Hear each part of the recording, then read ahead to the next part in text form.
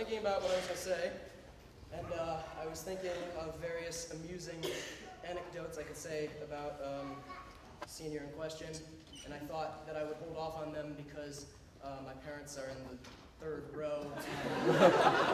But after that, I think we need something amusing, so screw it. I came to Kenyon having never had a drink in my life.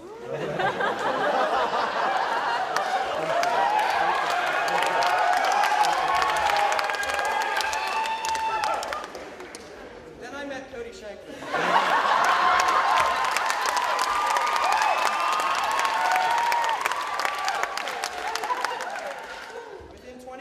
Of meeting him, I was chugging beer out of what I think was a blender.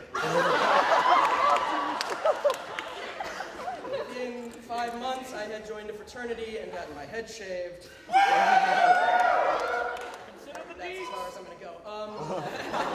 The point is, Cody and I have often joked, semi-joked, about how he owes my parents an enormous apology for being the most corrupting influence anyone could ever have on me. But that's not true. I owe him an enormous thank you, actually. He has been an incredible friend to me, to everyone in this group, and I assume most of you who know him probably know to anyone who needs someone to talk to in that given moment.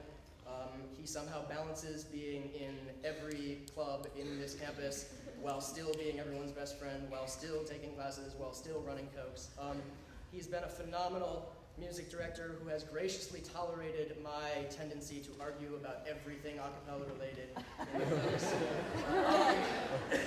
And speaking as an only child between Kokes and Deeks, he has really been the older brother that I've ever had. So.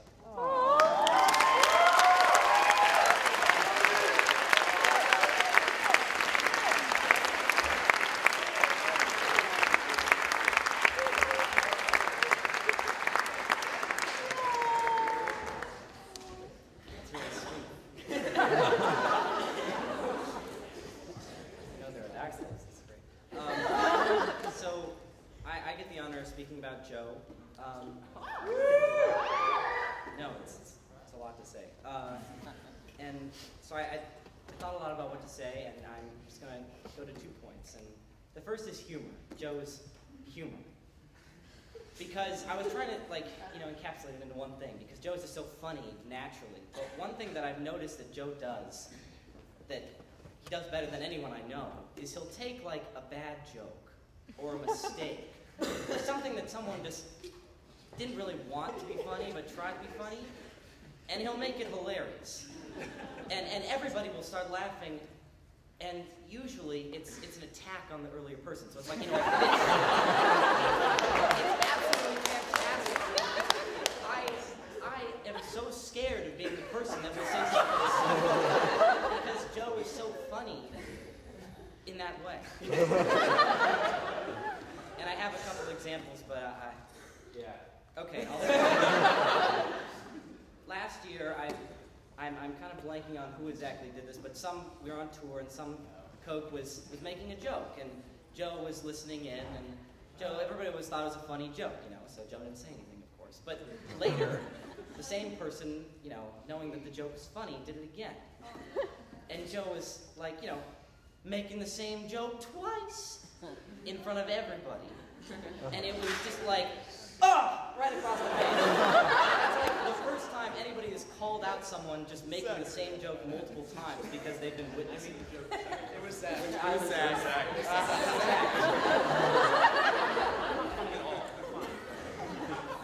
That's the first point. The second point is a bit more serious. I really think Joe kind of leads this group as a music director, as the example. In a way, it's like my analogy, is that he's not the coach on the sidelines telling you to work harder.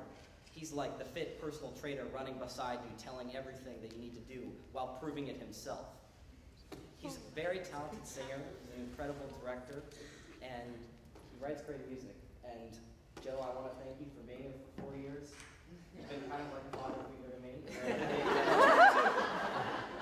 We were in a play together and you played my father. There's that. And I want to thank you for the dedication to this group.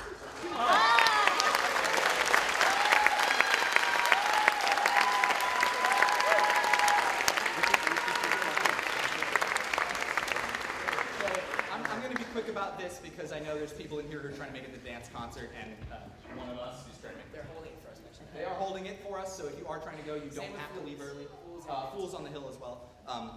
Yeah, also, I didn't prepare anything, but I am speaking about Nico Hargreaves-Heald, Nicholas Tower Hargreaves-Heald.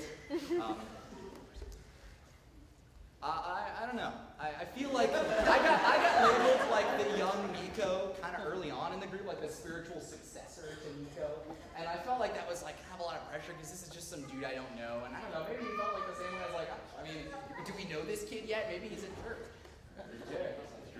Very good, Jared. And I was kind of weird, but I don't know. He's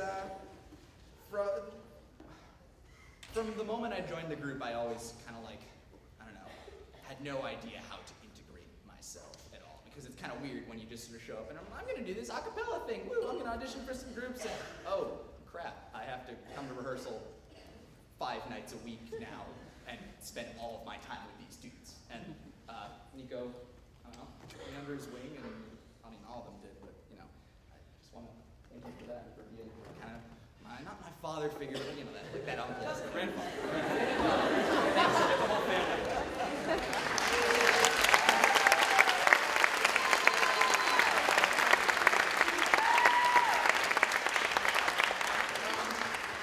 When you join the group, you are met with 2 surprises. The first surprise is a tall, white male figure staring down at you. This is Spencer. Spence had to take the semester off. Yeah, the first surprise is a pretty shocking one. You see this figure in the corner, sort of, you know, staring down, and you're wondering, what did I do? But the second surprise is, I think, the most important one. It's when you learn that Spencer will care about you and the group more than he really cares about. He seems to care about everything he's involved in. He'll send an email saying, listen guys, like, I'm not having fun. Or he'll send an email saying that was a great rehearsal.